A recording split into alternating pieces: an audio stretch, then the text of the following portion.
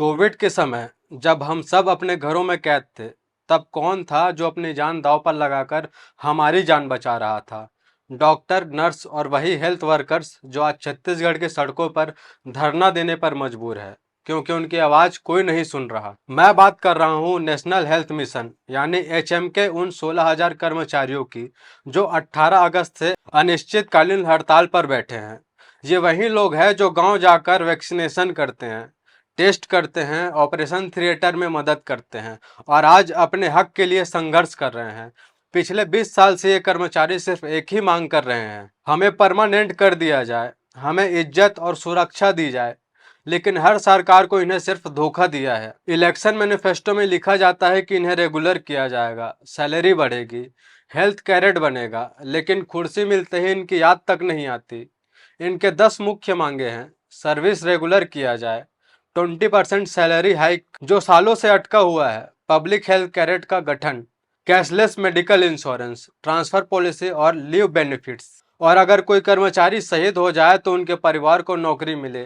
क्या ये मांगे गलत है? क्या देश की सेवा करने वाले हेल्थ वर्कर को सुरक्षा और सम्मान मांगने का हक नहीं है? एक उदाहरण से समझिए। रायपुर की महिला हेल्थ केयर वर्कर कोविड के समय 14 घंटे तक किट पहनकर काम करती थी। उस वक्त सबने ताली बजाई, थाली बजाई। लेकिन आज वही हेल्थ वर्कर अपने बच्चों को खाना खिलाने के लिए बाजार में भीख मांग रही है, मजबूर है।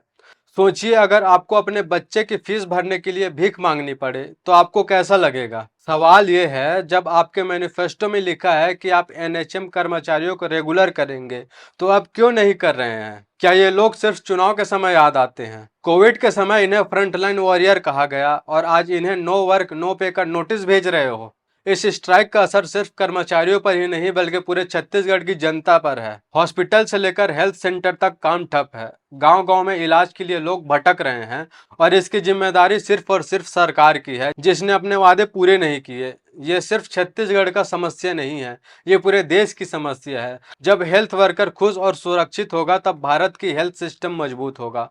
सॉल्यूशन साफ है, सरकार को तुरंत अपने वादे पूरे करने होंगे, सैलरी हाइक देना होगा, इंश्योरेंस लागू करना होगा और सबसे बड़ा कदम रेगुलर करना होगा। ताली बजाना आसान है, लेकिन किसी की रोटी का इंतजाम करना मुश्किल है। ये एनएचएम कर्मचारी सिर्फ अपने लिए नहीं लड़ रहे हैं, ये हमारे लिए लड़ रहे हैं। आज उनकी लड़ाई में आवाज उठाना हमारी जिम्मेदारी है, क्योंकि जो अपनी जान दांव पर लगाकर हमारी जान बचाते हैं, उन्हें सिर्फ एक चीज चाहिए, वो है इंसाफ। अगर आप भी इन हेल्थ वर्कर के साथ हैं तो इस वीडियो को शेयर कीजिए, आवाज उठाइए, सरकार तक संदेश पहुंचाइए, क्योंकि जब आवाज उठती है तभी बदलाव होता है। जय हिंद।